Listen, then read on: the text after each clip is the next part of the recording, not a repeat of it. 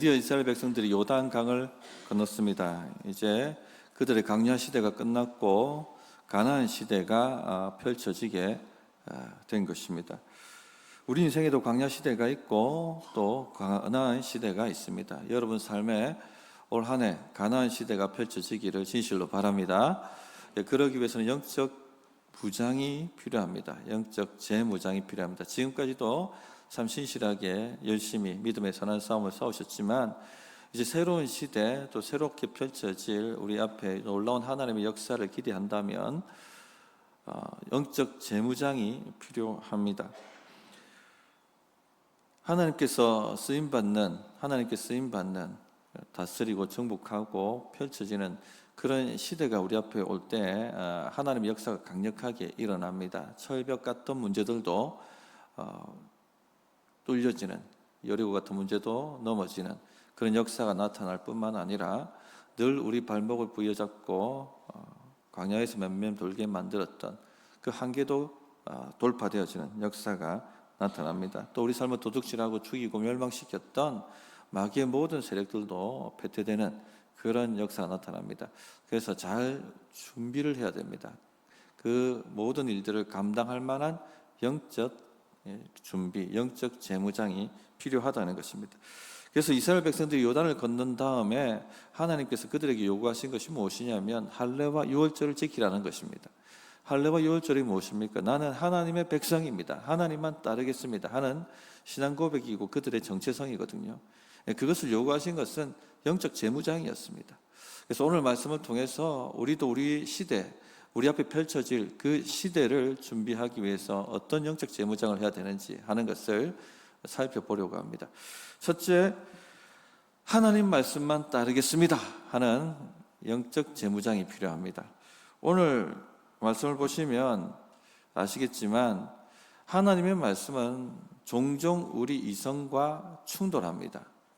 오늘 하나님께서 이들에게 요구하신 할례 명령 자체가 그들의 이성으로는 도저히 이해가 안 되는, 납득이 안 되는 명령이죠. 전쟁을 앞둔 자들이 하지 말아야 될 것 중에 하나가 할례입니다.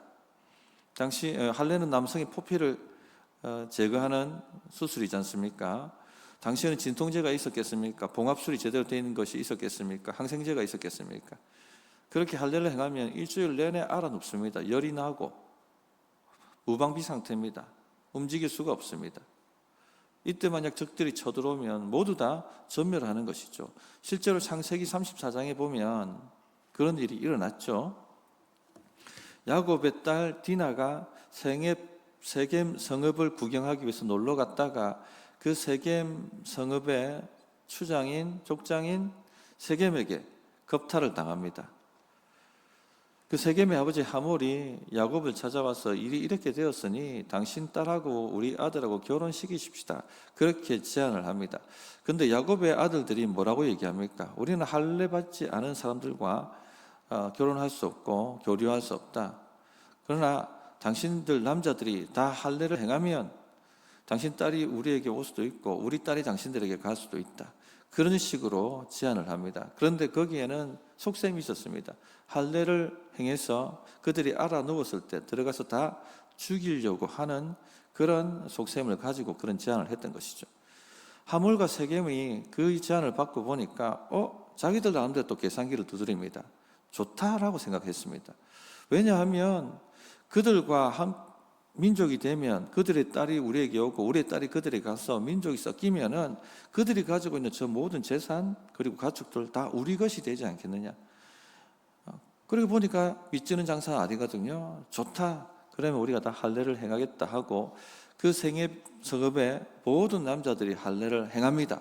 제3일 결이 나고 이제 알아 누웠을 때 디나의 친오라버니가 되는 시몬과 레위가 칼을 차고 들어가서 그 성중의 모든 남자를 다 죽여버립니다. 이처럼 할례는요 완전히 사람을 무방비로 만들어서 소수의 병력으로도 전멸당할 수 있는 크나큰 위험이 있는 행동입니다. 그런데 이것을 지금 하나님께서 적들 앞에 있는 이스라엘 백성들에게 요구하셨다는 것입니다. 이성적으로는 납득이 안 되는 것이죠. 자, 그런데 놀랍게도 여호수아와 이스라엘 백성들이요, 이 하나님의 말씀을 그대로 순종합니다. 3절을 보시면 여호수아가 부싯돌로 칼을 만들어 할례산에서 이스라엘 자손들에게 할례를 행하니라. 놀라운 일이죠. 적군 앞에서 할례를 요구하신 하나님도 놀라우시고 또 그 하나님의 명령을 그대로 순종하는 여호수아와 이스라엘 백성들도 놀랍습니다. 우리도 이렇게 하나님을 신뢰할 수 있기를 바랍니다. 우리도 하나님이 무슨 말 하시든지 그 하나님을 믿고 순종할 수 있을 만큼 하나님을 알았으면 좋겠습니다. 그만큼 하나님을 알아야지 순종할 수 있는 것이죠. 하나님은 어떤 상황 속에서도 하나님의 백성을 돌보시고 지키실 수 있습니다. 가장 안전한 것이 무엇입니까? 하나님 말씀대로 사는 것이 가장 안전한 것입니다. 그게 사는 길입니다. 이 말씀을 묵상하면서 드는 생각은요, 하나님은 정말 믿음의 진심이시다 하는 겁니다. 왜 그렇습니까? 오직 믿음으로 의롭다 함을 받고 영원한 생명과 구원을 얻기 때문에 하나님 편에서는요, 믿음이 굉장히 중요합니다. 믿음의 진심일 수밖에 없어요. 성경의 모든 스토리를 한번 다 보십시오. 무슨 얘기입니까? 결국 믿음 얘기입니다. 출애굽했던 이야기도 뭐죠? 믿음입니다. 어린 양을 잡아서 문 임방과 설주에 바르고 홍해를 걷는 것도 다 믿음 이야기죠. 광야에서 이스라엘 백성들이 40년을 살았습니다. 만나를 먹고 메추라기를 먹었습니다. 반석에서 물을 마셨습니다. 그것도 무슨 이야기입니까? 믿음 얘기죠. 믿음 얘기. 지금 요단강을 건넜던, 지난주 말씀 나누었던 그 요단강을 건넜던 사건도 결국 믿음이죠. 믿음. 하나님께서 지금 우리에게 가르치시는 게 무엇입니까? 믿음입니다. 믿음. 하나님의 말씀을 그대로 신뢰하고 어떤 상황 속에서도 그 말씀을 순종하는 것, 그것 지금 만드시려고 하는 겁니다. 그래서 하나님은 항상 믿음의 테스트를 하십니다. 하나님의 말씀과 우리 이성이 충돌하게 만드십니다.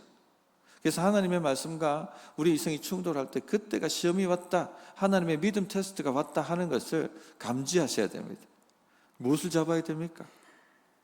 말씀을 잡아야 되는 것입니다. 최근에 하나님의 말씀과 여러분의 이성이 충돌한 경험은 없습니까? 시험이 온 것입니다. 뭔가 복이 오기 전에 반드시 믿음 테스트가 옵니다. 말씀을 잡으셔야 됩니다.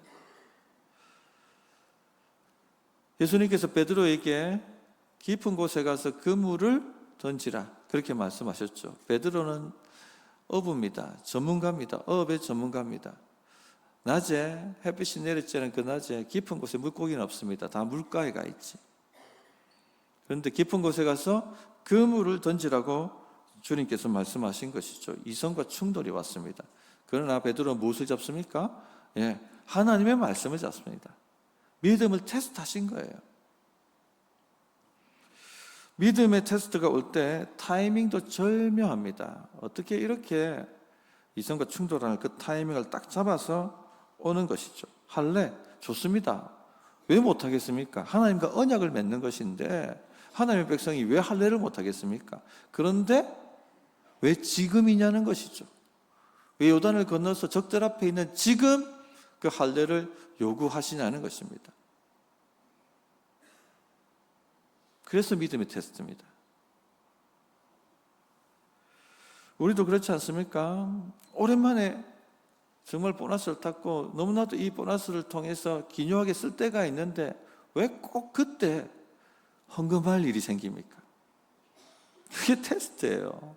하나님이 더 큰 복을 주기 위해서 믿음이 있나 없나를 테스트하시는 것입니다. 사르밧 과부가 마지막 남은 밀가루 통에서 밀가루를 꺼내 자식과 먹기 위해서 반죽을 하고 떡을 굽는 그 타임에 꼭 엘리야가 나타나거든요. 그리고 뭘 요구합니까? 그 떡을 나에게 바치라고 요구합니다. 왜 꼭 그때여야 합니까? 절묘하죠. 하나님께서 사울 왕에게 블레셋을 치라 명령하시고 그러나 예배를 먼저 드리고 하라.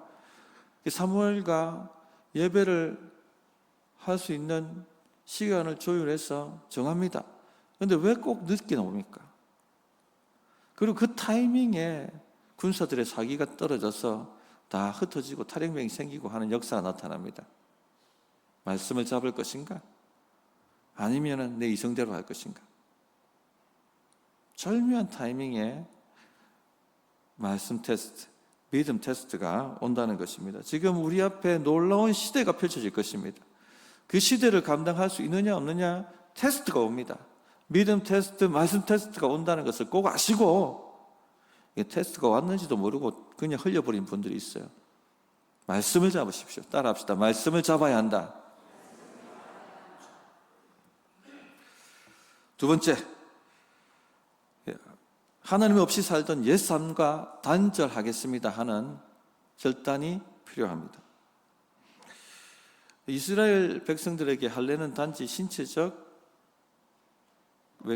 신체적인 의식이 아닙니다. 하나님과 언약을 상징하는 것입니다. 그래서 창세기 17장 11절에 보면 너희는 양피를 베어라. 이것이 나와 너희 사이에 언약의 표징이니라. 이렇게 말씀하셨어요.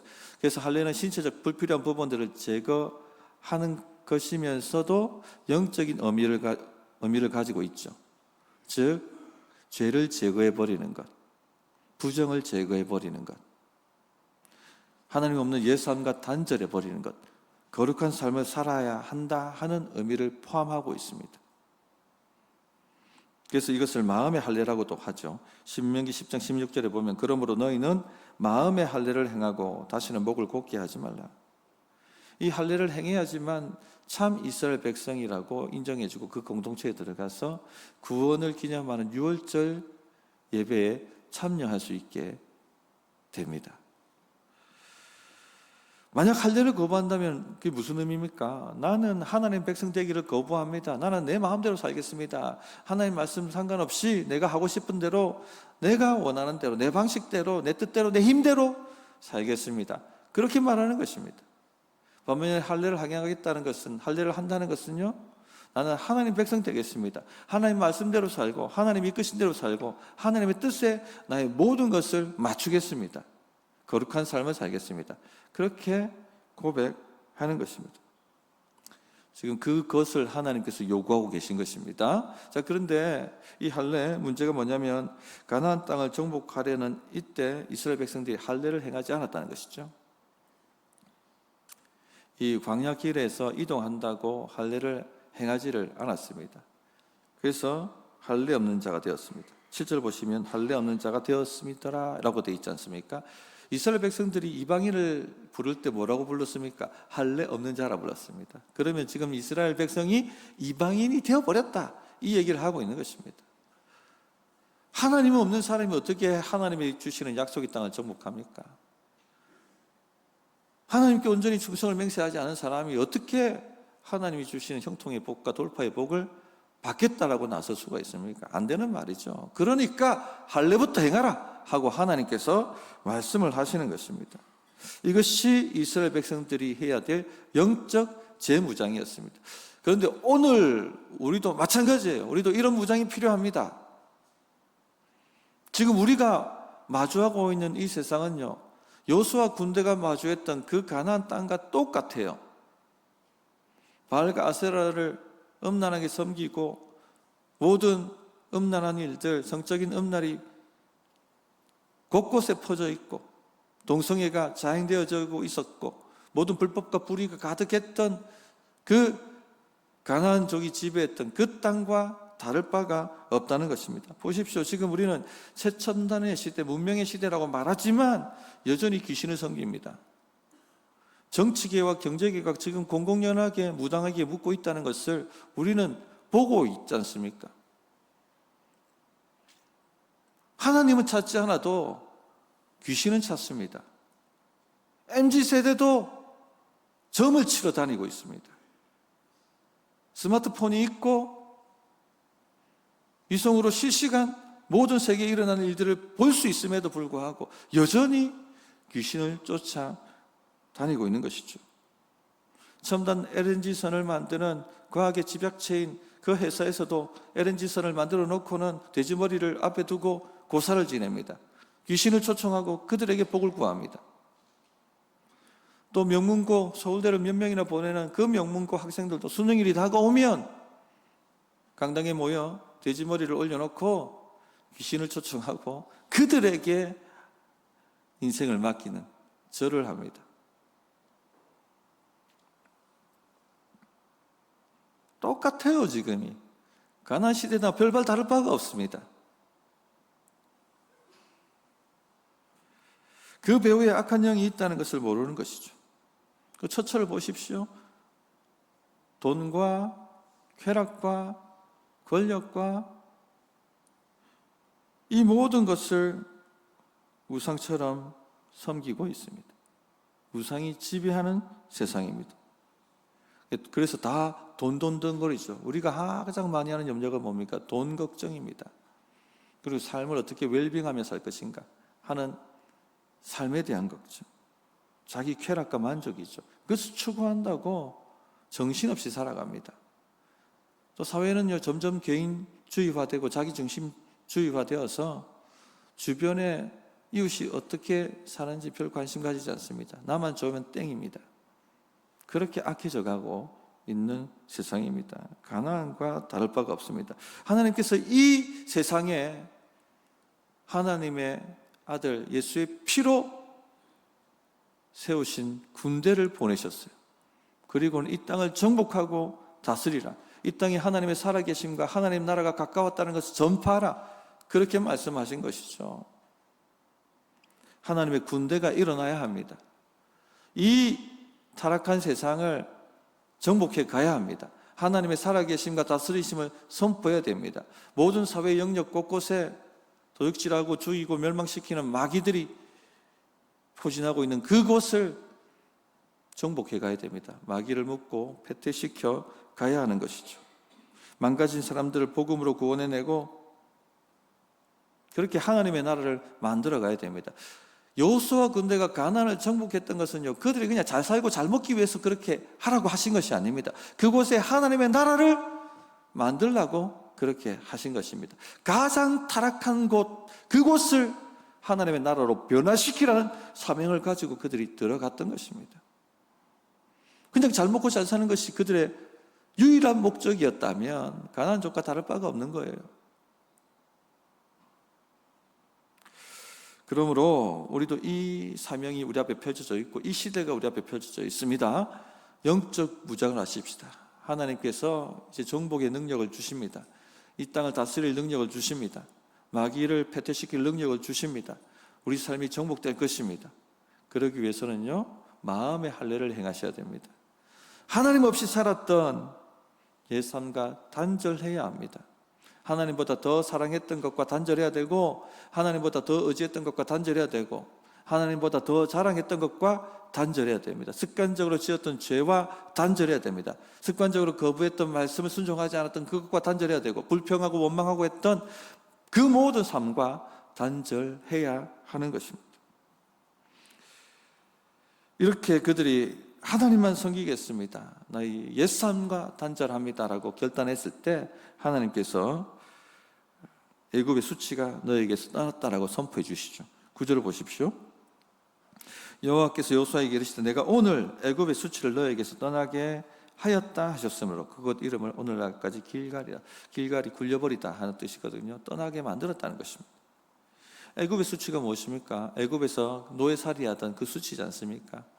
정서적으로 학대당하고 신체적으로 학대당하고 그 굴욕감, 그 수치가 노예 멘탈리티, 그걸 떠나가게 만들었다는 것입니다. 애굽에서 우상을 숭배하고 죄를 범했던 죄의 수치가 애굽의 수치입니다. 그 모든 과거의 수치도 떠나갔다라고 말씀해 주시는 것입니다. 성도님들, 우리 안에 또 노예 멘탈리티가 있어요. 이래서 안 되고 저래서 안 된다, 나는 이렇게밖에 살 수 없다, 내가 아무리 발버둥 쳐도 나는 이 애굽을 떠날 수도 없고 이 광야를 벗어날 수도 없다라고 말하는 패배주의가 여러분 안에 있지 않습니까? 그걸 떠나보내신다는 것입니다. 하나님만 섬기겠습니다라고 각오가 단절할 때 하나님께서 그렇게 만들어 주신다는 것입니다. 과거에 지었던 모든 죄악도 하나님께서 동이 서에 서문 것처럼 옮겨주신다는 것입니다. 그러므로 성도님들, 여러분 앞에 펼쳐진 새로운 역사를 환영하고 받아들이고 누리고 정복하고 형통하기 위해서는요, 이 결단을 하시기를 부탁드립니다. 습관적으로 지었던 죄가 있다면 오늘 단절하십시오. 오늘 누군가에게 원망하고 불평했던 죄가 있다면 단절하십시오. 하나님보다 더 의지했던 것 단절하십시오. 오직 하나님만 섬기겠습니다. 이런 재무장을 하시기를 바랍니다. 세 번째, 새로운 하나님의 은혜의 방법을 믿습니다 하는 결단하라는 것이죠. 10절 보십시오. 또 이스라엘 자손들이 길갈에 진쳤고 그 다음 14일 저녁에는 여리고 평지에서 유월절을 지켰으며, 이스라엘 백성들이 요단강 건너서 가나안 땅에 들어온 4일째 되는 날 유월절을 지킵니다. 할례를 행하고 난 다음에 유월절을 바로바로 들어가서 지킵니다. 하나님께서 기가 막히게 요단을 건너서 여리고 앞에 서게 했던 때가 유월절 타임이에요. 그리고 유월절을 지키게 합니다. 자, 할례와 유월절은 나는 하나님 백성입니다, 나는 거룩하게 구별된 사람들입니다, 이 땅의 사람들과 다릅니다 라고 자기 정체성을 만드는 그런 절기입니다. 그렇게 무장을 시킨 것이죠. 그런데 11절, 12절을 한번 보십시오. 11절을 보시면 유월절 이튿날에 그 땅의 소산물을 먹되 그 날에 무교병과 볶은 곡식을 먹었더라 되어 있지 않습니까? 유월절 지나면 무교절이 시작되는데, 무교절에는 누룩을 넣지 않은 무교병을 먹습니다. 그 가나안 땅의 소산물을 가지고 무교병을 만들었고 볶은 곡식을 먹었다는 것입니다. 드디어 이 가나안 땅에 들어와서 젖과 꿀이라고 말하는, 가나안 땅의 젖과 꿀이라고 말하는 그 땅의 곡식을 먹었다는 것입니다. 얼마나 감격했을까요? 그 조상들이 먹고 싶어 했던 그 땅의 젖과 꿀을 이제 먹었다는 것입니다. 그런데 그 다음날 만나가 딱 하고 그쳐버렸습니다. 12절을 보십시오. 또 그 땅의 소산물을 먹은 다음 날에 만나가 그쳤으니 이스라엘 사람들이 다시는 만나를 얻지 못하였고 그 해에 가나안 땅의 소출을 먹었더라. 좀 당황하지 않았겠습니까? 이거 뭐지? 만나는 하나님께서 이스라엘 백성들을 먹이시고 입히신다는 표적이었습니다. 그런데 그 만나가 그쳤다? 하나님의 은혜가 끝인 것인가? 이제 우리 보고 알아서 살라고 말씀하시는 건가? 그런 마음이 들지 않았겠습니까? 그러나 그렇지 않죠.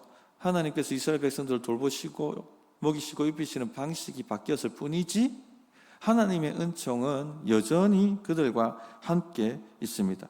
광야 시대는 먹을 것을 구할 수 없는 땅이었기 때문에 하나님께서 기적적으로 만나를 내리시고 메추라기를 내리셔서 그들을 돌보신다 하는 것을 경험하게 만드셨습니다. 따라오게 만드셨고, 또한 광야 시대는 훈련의 시대였죠.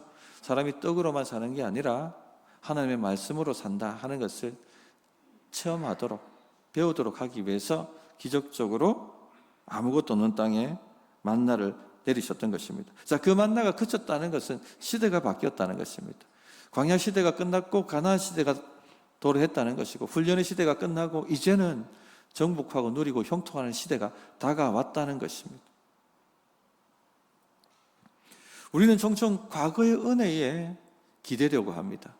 과거는 그랬는데, 과거는 어떻게 했는데, 새로운 시대가 되었고 새로운 은혜가 주어졌음에도 불구하고 그 새로운 은혜의 방법, 하나님의 돌보심의 방법을 신뢰하지 못합니다. 늘 과거는 어떻게 했는데, 과거는 좋았는데, 너무 좋았기 때문에 늘 과거를 기댑니다. 그렇지 않았겠습니까? 어제까지 지문 밖에만 나가면 만나를 거둘 수가 있었습니다. 땅을 기경할 필요도 없고 땀을 흘릴 필요도 없고 추수할 필요도 없고 씨를 뿌릴 필요도 없고, 오늘은 비가 오나 내일은 비가 오지 않나 이거 걱정할 필요도 없고 그냥 문 밖에 나가면 만나를 거둘 수가 있었습니다. 그냥 은혜가 문 밖에 널려 있었던 것이죠. 그런데 이 만나가 그쳤다는 것입니다. 아직 농사법도 제대로 모르겠고 땅을 어떻게 기경해야 되는지, 씨는 어떻게 뿌려야 되는지, 추수는 어떻게 하는지 알지도 못하는데 만나가 그쳐버린 것입니다. 당황했겠죠. 하나님이 더 이상 우리를 돌보시지 않는가? 이제 우리가 여기까지 인도했으니까 이젠 알아서 너희들이 기간하고 살아라고 말씀하시는 건가? 그런 혼란이 찾아왔을 것입니다. 우리가 하나님의 새로운 돌보심을 이해하지 못하면요, 과거에 자꾸 매입니다. 그리고 지금 우리가 해야 될 새로운 배움과 도전의 시대를 감당하지 못하는 것이죠. 치고 나가야 되는데 계속 과거 하면서 광야로 회귀하려고 하는, 애굽으로 회귀하려고 하는 그런 상태를 벗어나지 못하는 것입니다. 우리 인생에도 만나 시대가 있습니다. 신앙 초기에는 이런 은혜가 오죠. 기도하면 바로바로 응답이 옵니다. 하나님이 살아계시다는 그 임재가 강력하게 느껴지죠. 사랑이 물밀듯이 가슴에 타고 들어오고. 그러나 어느 정도 훈련이 되고 조금 성장하면 기도가 바로바로 응답되지 않습니다. 믿음으로 인내하고 기다려야지 응답이 오죠. 믿음의 싸움을 싸우도록 이끌어 가시는 것입니다. 이럴 때 사람들이 많이 혼란스러워합니다. 하나님이 더 이상 나를 돌보시지 않는가? 하나님이 예전 같은 은혜를 베푸시지 않는가? 아닙니다. 방법이 바뀌었던 것 뿐입니다. 여전히 하나님이 함께 하시고 이끌어가 주시는 것이죠. 개척교회 하시는 목사님들 항상 그런 간증을 하세요. 개척 초기에는 비상한 은혜가 임한다라고. 아무것도 없는데 개척을 하면요, 사람이, 도울 사람이 오고 또 후원하는 후원자들이 들어오기 시작하고, 그렇게 개척 초기에 은혜가 있다고 합니다. 근데 그 은혜 그대로 그냥 이제 그 은혜를 바탕으로 해서 다음 단계로 나가야 되지 않습니까? 또 배우고 성장하고 좀 더 진취적으로 전진해 나가야 되는데 계속 그 은혜에 머물고 있으면 그 은혜는 사라집니다. 그런데 계속 그 은혜 그러면서 낙심하죠. 하나님이 더 이상 나를 돌보시지 않는 것 아닌가? 이런 식으로 우리는 자꾸 과거의 은혜를 찾는 우를 범할 수가 있습니다. 과거에는 이랬는데 지금 새롭게 돌보시는 하나님의 방법, 은혜의 새로운 방법을 신뢰하고 믿지 못하는 것이죠. 하나님은요, 항상 같은 방법으로 일하시지 않습니다. 그분은 창조주십니다. 굉장히 창의적이세요.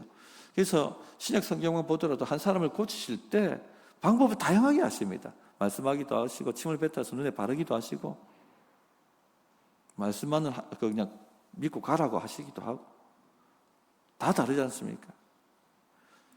하나님은 적절한 때 적절한 방법으로 우리를 돌보시는 것입니다. 가나안 시대의 은혜가 있고 또 광야 시대의 은혜가 있고 다 다른 것입니다. 이런 것을 이해하지 못하면 하나님의 돌보심이 끝난 것처럼 여기고 자꾸 과거를 생각하고 현재를 살지 못하고 낙심하게 되는 것입니다. 성도님들, 하나님의 새로운 방법을 믿으십시오.